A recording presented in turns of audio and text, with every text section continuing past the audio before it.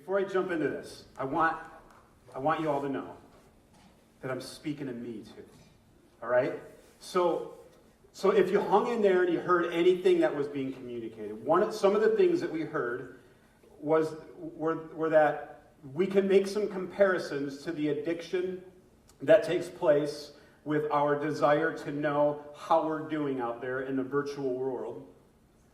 And there's some comparisons to that, to how we cope and deal with stress in other ways as you get older. Some people turn to other things like drugs and alcohol, right? And so they're making some common similarity. They're making some similarities. They're drawing some kind of like lines here to say that what happens in our brain is very much the same. Now, just the other day I was thinking about this. I was thinking about the habit that, how many of us in this room spend, you spend a good amount of time, I don't even know how many minutes to give it. You spend a good amount of time thinking about the kind of post you're going to make. You don't have to raise your hand. These are just like rhetorical questions. Just sit there and think and sit in it. You spend a good amount of time about the pose that you're going to make.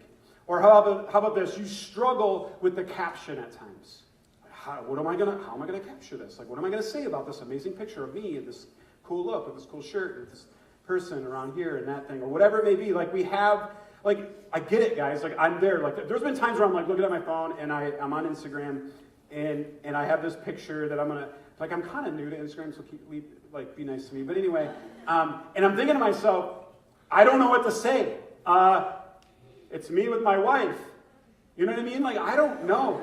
And then I read what you all put on there, and I'm like, that was better than what I do, right? You found that quote in a book or something, right? And then you put it by your face. Anyhow, the reality is that a lot of us in the room can relate to the idea or to the thought that we put a lot of time and energy into it. In fact, there was just this thing, like as I watched this video, even again, but one of the things I was thinking about was internally, like, how often do I do this?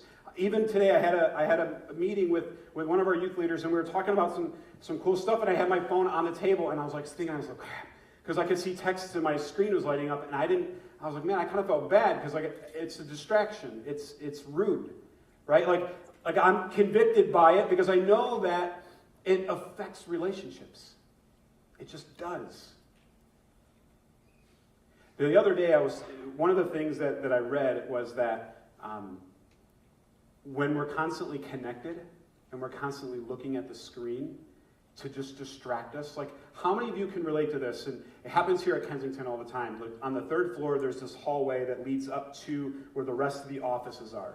And it's just a regular hallway, but there's no windows, and there's really nothing going on the sides. And so when you're passing by people, it's not like when you're in the lobby and there's lots of distraction and you can kind of like pretend you're looking out the window as you're walking down the lobby or through the lobby. In the hallway, there's nothing to distract you from the fact that there's someone walking past you.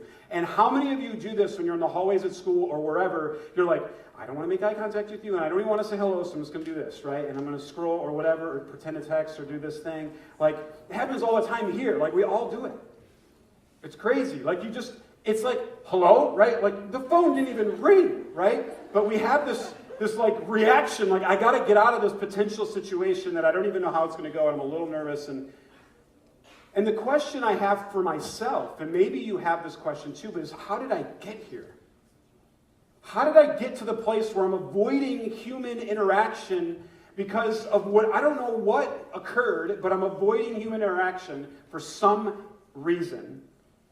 And so I have this easy go-to to do it. And I read this thing where it said that it's in the quietness and the boredom that creativity is born.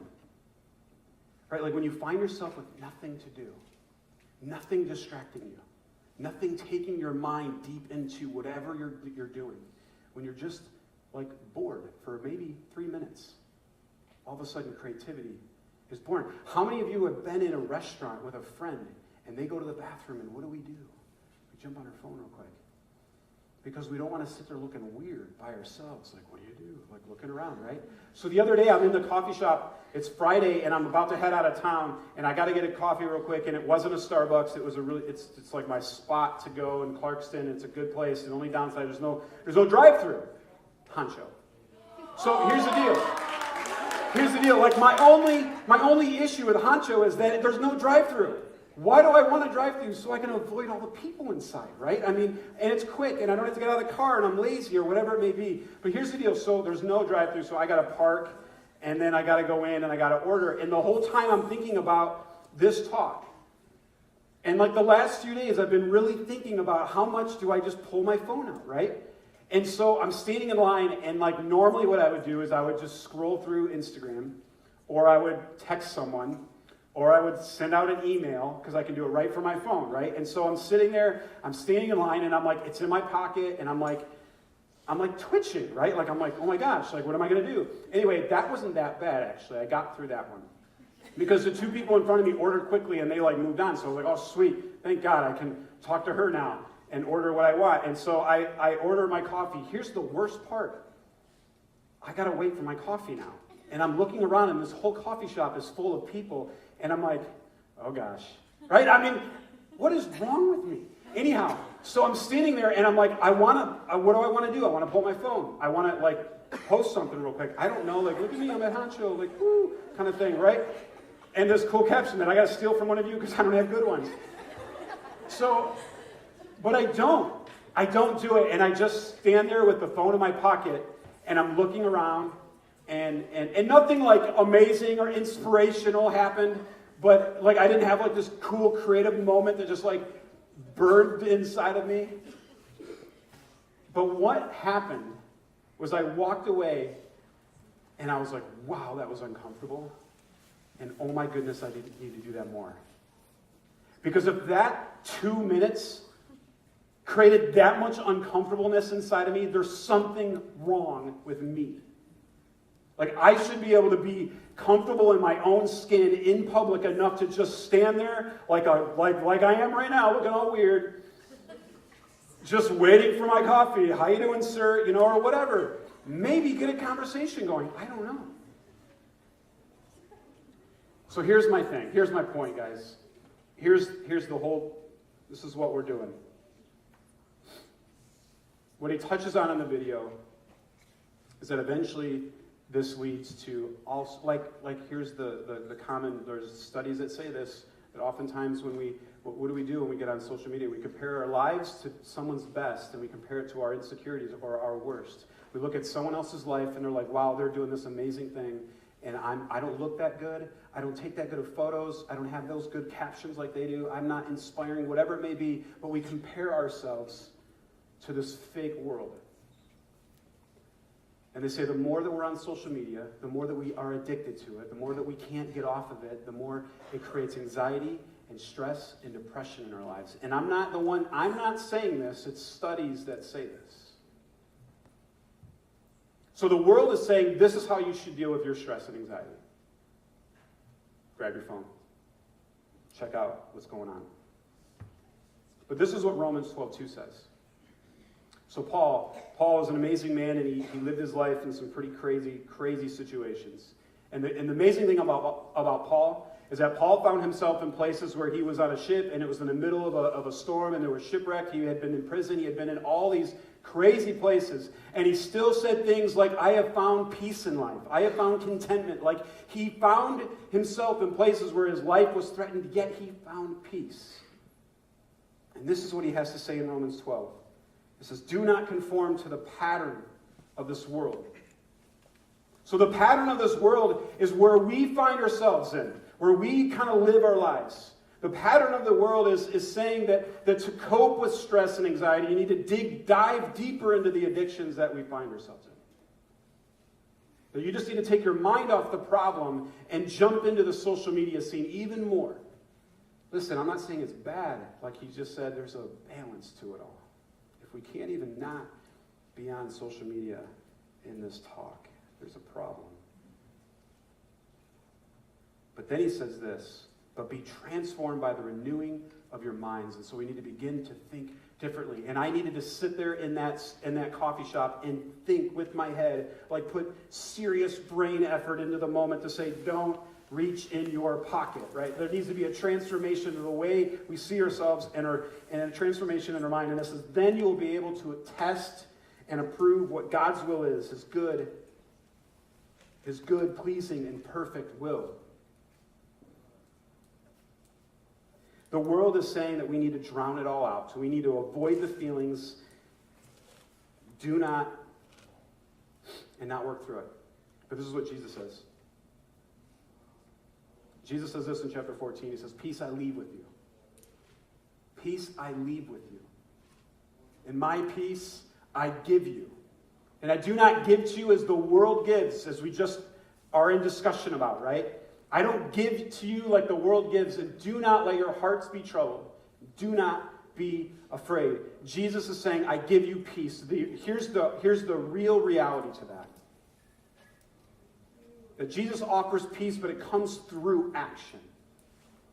It comes through, like we need to receive that peace. And the only way for us to receive that peace, and Jesus says in order for us to gain our life, we must lose our life. Like it's this way of Jesus that we find this peace. He doesn't just like throw it at us like a warm blanket at night.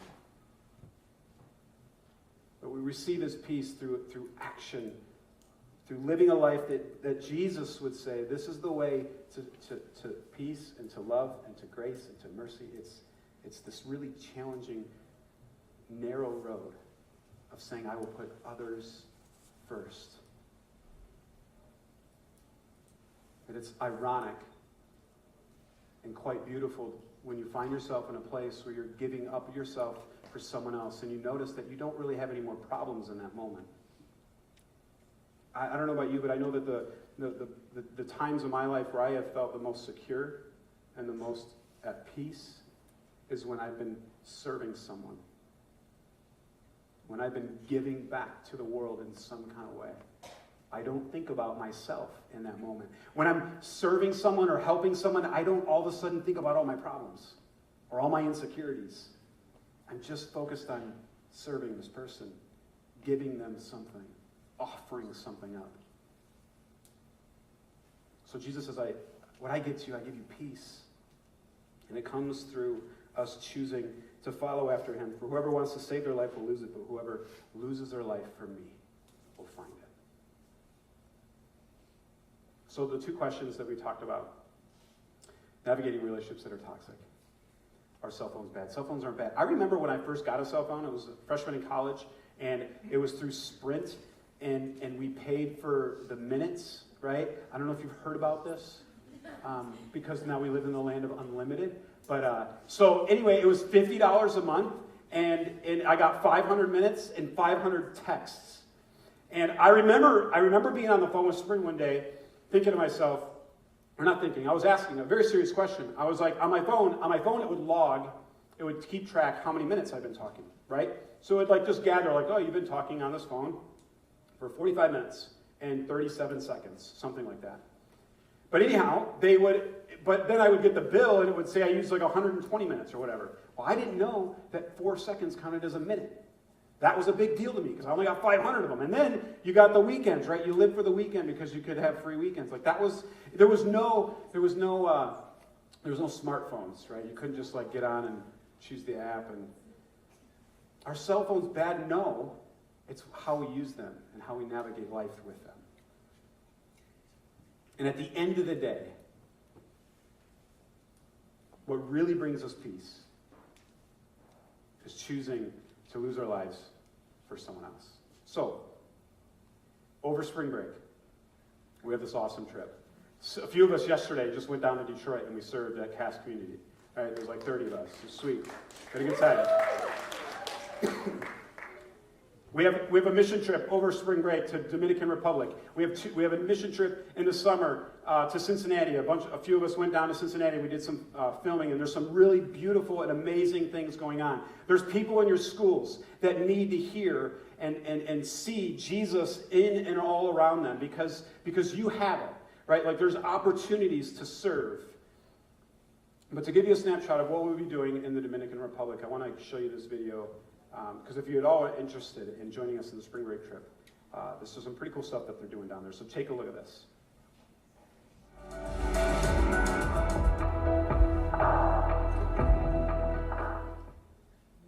So before we jump into a couple songs, I want to share something with you. These kids that were on the video, they have dreams that God has planted in their hearts, and every single one of us can share that feeling. We have a dream that God has planted in your life, and the people that you do life with at school, the people in your family, like God has planted a dream inside of them. And sometimes when I get up here, I feel like I just jump up and I teach, and then you don't know who I am, and I've tried to share stories and probably try to pop into your small groups from time to time, just start getting to know more of you, and vice versa. But I'm going to share something with you because I can relate to that video, and I can relate to some of the things that we've been talking about. I feel like a lot of the things that we've been talking about, all of us kind of deal with it in some kind of way, on some level, and maybe some of us deal with it deeper than others.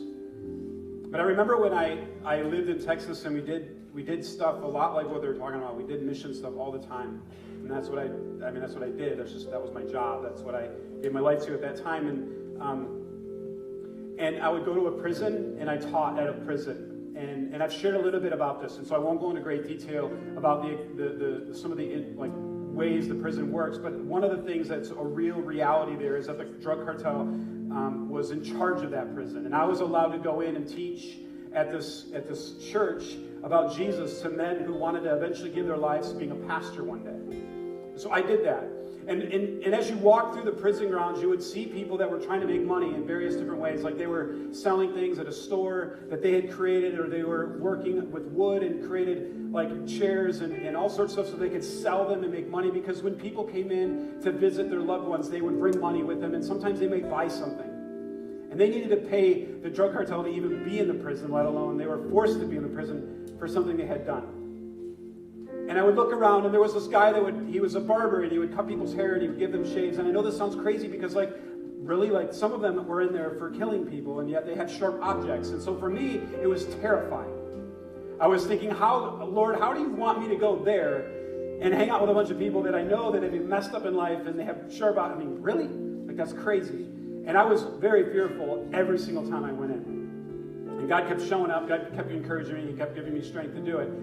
But one of the days that and you can notice that I have a handful of tattoos. And that was something that you saw many of the prisoners in the prison. They had a lot of tattoos. And all of them shared a story or told a story. And some of them told the story of what they did to get in there.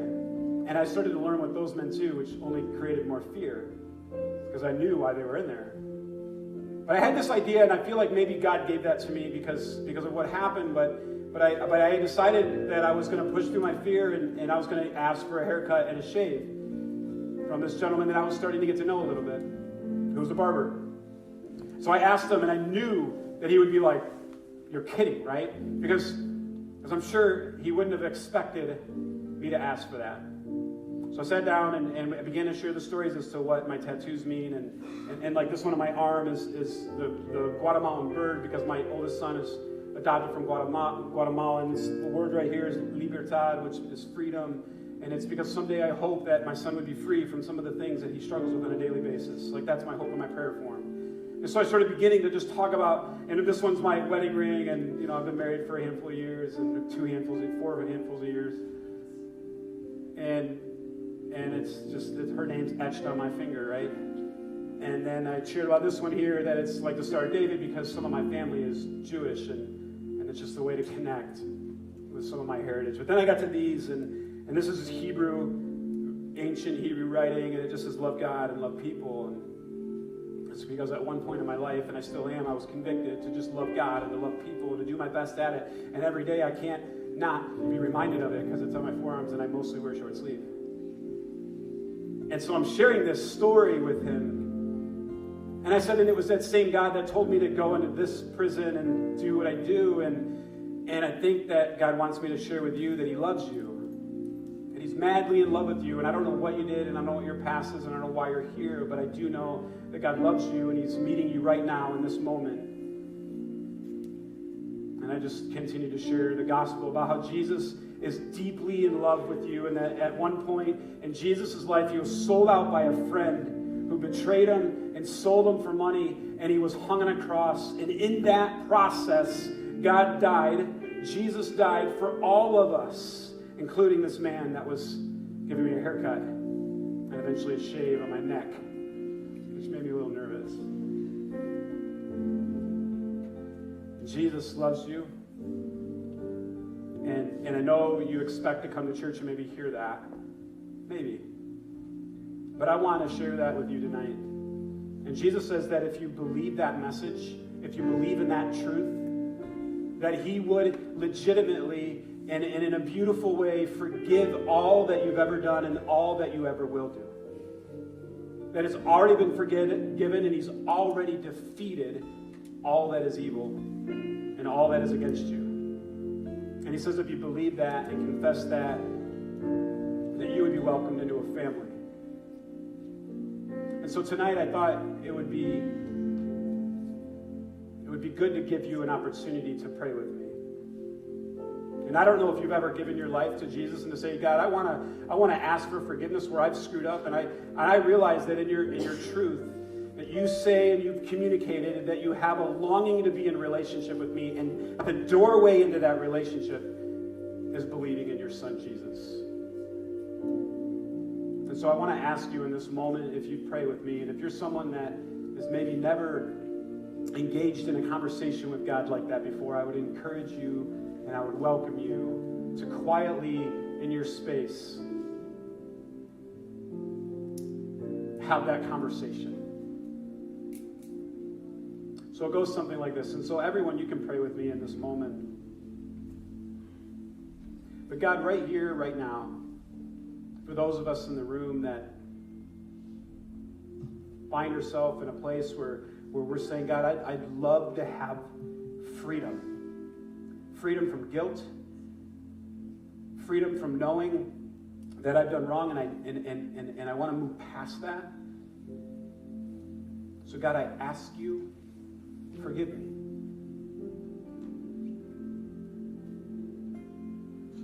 And God, I ask that if you're in this room tonight and you feel this way, that I ask that you would ask for forgiveness, but then that you would also say, God, I want you to be a guide in my life. That I want you to walk with me. And God, I want you to show me where the path that you have for me. That God, I ask that you would encourage me when I need encouragement. That God, I would ask that you would give me direction when I need direction. But God, in this moment, I ask for forgiveness, and I ask for you to join me in this life because I need you. In Jesus' name, amen. So, I'm sitting in the barber chair, and I share this story, and then I realized at the end of the story, as I was wrapping up this conversation, I was asking them the very things that I just asked this group of good-looking young men and young women, that I realized that he gave his life to Jesus, and I was like, oh yeah, this is why I was supposed to get my haircut this day. So share this story with you not only because I deeply care for you, but I believe that when we give our lives to Jesus, when we put others second, all of a sudden we forget about the problems and the worries and the anxieties and tomorrow. Because what Jesus says about tomorrow is he says, let tomorrow worry about tomorrow, because today has enough problems, and we don't need to worry about the things that we're going to wear or put on or how we look, because God has made you beautiful. And that is the promise that Jesus gives us. And so my hope is that we lean into that truth tonight. So in this moment, the band's going to lead us in a couple songs, and I ask you to pray, to engage, to reflect on what God is maybe speaking